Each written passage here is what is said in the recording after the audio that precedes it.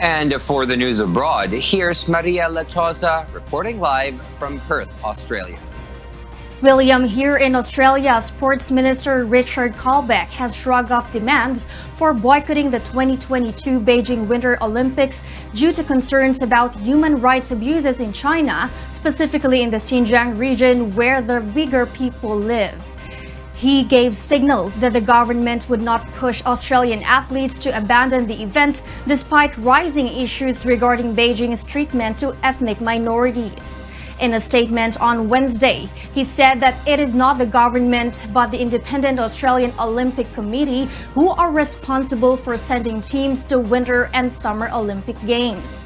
He also added that he shares the same instincts with the UK Foreign Secretary Dominic Raab for keeping diplomacy separate from sports.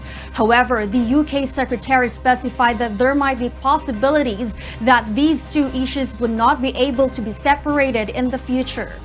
The UK Foreign Secretary also stated that he was considering imposing economic sanctions on the officials that are responsible to the repression issues.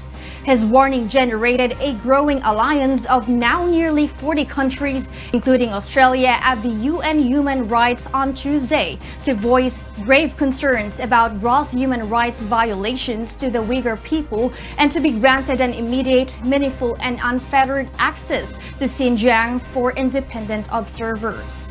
Mr. Raab said that the more they see of the evidence and the more the international community addresses its mind to it, the more he thinks that they do need to think very carefully at what action they would take. Independent Senator Rex Patrick also said a few months ago that China was guilty of several cases of abuse, including the genocide of Uyghur people, suppression of freedom in Hong Kong, and the latest issue regarding Australians being imprisoned on Trump charges. The independent senator asked the sports minister, how can the government morally support Australian participation in the 2022 Winter Games in Beijing?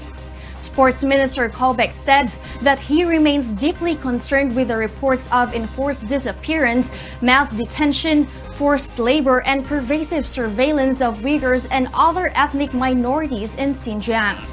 The sports minister also mentioned that Australia's Minister for Foreign Affairs, Marise Payne, had already raised concerns about the treatment of Muslim minorities in China. In a speech to the UN Human Rights Council last month, the Australian Foreign Minister raised the issues regarding Xinjiang and Hong Kong, which garnered comments from the Chinese embassy. Australia was called on by Chinese diplomats to address its own human rights problems in the first place.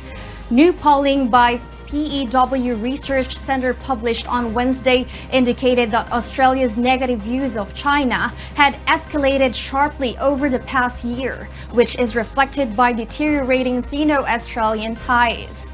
According to the poll, 81%, or about 4 in 5 respondents in Australia, have an unfavorable perception towards China, which was the biggest increase from among the 14 advanced economies surveyed.